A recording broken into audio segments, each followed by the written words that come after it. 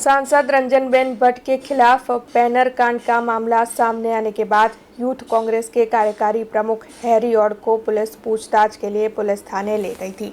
उस दौरान कांग्रेसी अग्रणी भी वहां पर पहुंचे थे और उनकी ओर से इस बात को नकारा जा रहा था, लेकिन यूथ कांग्रेस के कार्यकारी प्रमुख हैरी ऑड ने कबूलनामा करते हुए ये बताया है कि उनके अंतरात्मा का आवाज़ सुनते हुए उन्होंने ऐसा कार्य किया है। वैसे उनका ये भी कहना है कि अगर कांग्रेस पार्टी उन्हें टिकट देती है तो वो चुनाव जरूर लड़ेंगे। आपको बता दें कि देर रात तक पुलिस ने हैरी ऑड को छोड़ दिया था, लेकिन इस मामले के मद्देनज़र पहले ये बात सामने आ रही थी कि भारतीय जनता पार्टी के दिग्गज नेताओं की ओर से ही बैनर कांड के वारदात को अंजाम दिया गया है।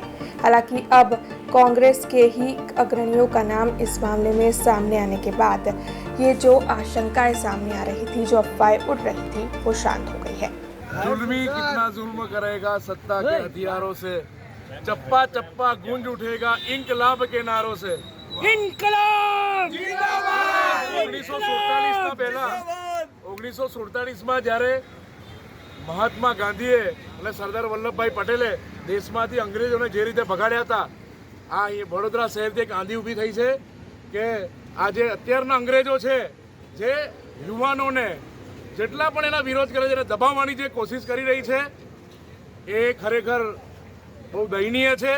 પણ અમારા જેવા નવયુવાનો તમે 6 કલાક નહીં, 12 કલાક નહીં, પણ 12 વર્ષ સુધી પોલીસ સ્ટેશનની અંદર રાખશો કે જેલમાં રાખશો ને તો પણ અમે કોંગ્રેસના છે, કોઈ જગ્યાએ ડરવાના નથી। અને અમારા નેતા રાહુલ ગાંધીએ કીધું છે સહો મત ડરો મત। અને આ રંજનબેન ભટ્ટ 2 ટર્મથી સાંસદ છે અને 3જા ટર્મ માટે એમની ટિકિટ મળી છે।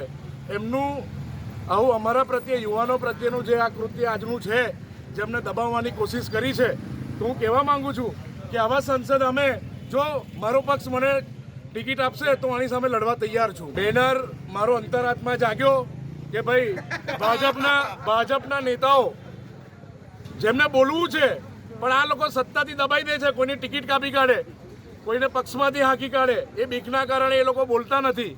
તો મેં કીધું લાવો એમનો અવાજ, એમના લોકો ના બનતા હોય તો કોંગ્રેસીઓ તો દરેકના અવાજ છે, તો અમે હર હંમેશ લોકોનો અવાજ બનતા રહીશું અને પબ્લિક સાથે પણ રહીશું। જે સૂત્ર લગાવવામાં આવ્યા છે, જે બેનરો લગાવવામાં આવ્યા છે, એનો જાહેર જનતામાં વિરોધ છે અને અમે દિવસ દરમિયાન લગાવવાના હતા, બરાબર, દિવસ દરમિયાન અમે આનો વિરોધ કરવાના હતા, પણ રાત્રે આ બેનર અમે લગાવ્યા એટલા માટે કે ભાઈ શાંતિ રીતે અમે આ બેનર લગાવી શકીએ। અમે કોઈ પણ જગ્યાએ મોઢું નથી બાંધ્યું, અમારું મોઢું ખુલ્લું જ હતું ને મેં બેનર બાંધ્યું છે। એટલે જે લોકોમાં રોષ છે એ આજે બહાર આવ્યો છે, એ મારા થ્રુ બહાર આવ્યો છે। અને આજે જાહેર વડોદરા શહેરની જાહેર જનતા, જેટલા લોકો અને ભાજપના નેતાઓ અને કાર્યકર્તાઓ જે નથી બોલી શકતા, એનો અવાજ બની આજે જે મેં બેનરો માર્યા છે, એનાથી એ લોકોનો અવાજ બહાર નીકળ્યો છે। अब खबरों से लगातार अपडेट रहना हुआ आसान।